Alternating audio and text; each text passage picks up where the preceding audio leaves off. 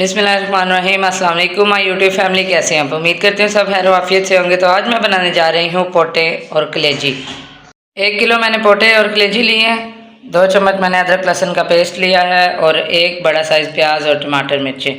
आज मैं इनको बड़े आसान तरीके से बनाऊँगी। इसके लिए मैंने पोटे ले लिए हैं।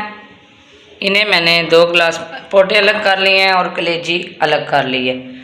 ये बहुत ही आसान तरीके से बन जाती है क्योंकि फिर हमारा टाइम भी बच जाता है। इसलिए मैंने इसमें 2 गिलास पानी ऐड कर लूँगी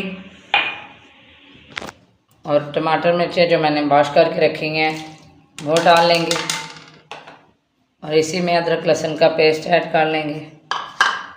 2 गिलास पानी इसलिए क्योंकि बिल्कुल पोटे, टमाटर, मिर्चें, प्याज सब कुछ बिल्कुल सॉफ्ट हो जाएंगे और अच्छी तरह पक जाएंगे। अब इसमें हम नमक मिर्च ऐड कर लेंगे।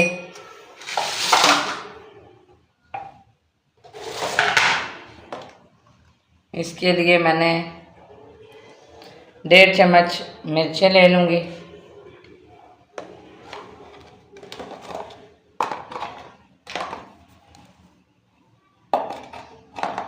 और 1 चम्मच भर के मैं इसमें नमक ऐड कर लूँगी। आप हस्बे जायका नमक डाल सकते हैं। आधी चम्मच मैंने इसमें हल्दी पाउडर ऐड कर लिया। अब इसको दरमियानी आंच पे पका लेंगे। ये देखें 20 मिनट हमारे गुजर गए और पोटे हमारी बिल्कुल गल चुकी हैं और टमाटर, मिर्चें, सब मसाले बिल्कुल इसमें सॉफ्ट हो चुके हैं। अब हम इसमें 1 बड़ा चम्मच घी डाल लेंगे।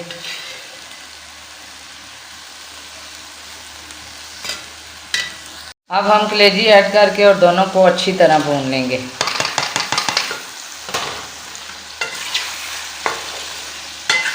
इस तरह से टाइम भी बच जाता है और काम भी जल्दी हो जाता है और पोटे अच्छी तरह गल भी जाती हैं। अब इन्हें अच्छी तरह भूनते रहेंगे। ये देखिए, इन्हें अच्छी तरह भूनते रहना है। घी देखिए सामने आ गया है। चम्मच की मदद से इसको हिलाते रहेंगे ताकि पोटे हमारे नीचे ना लगें।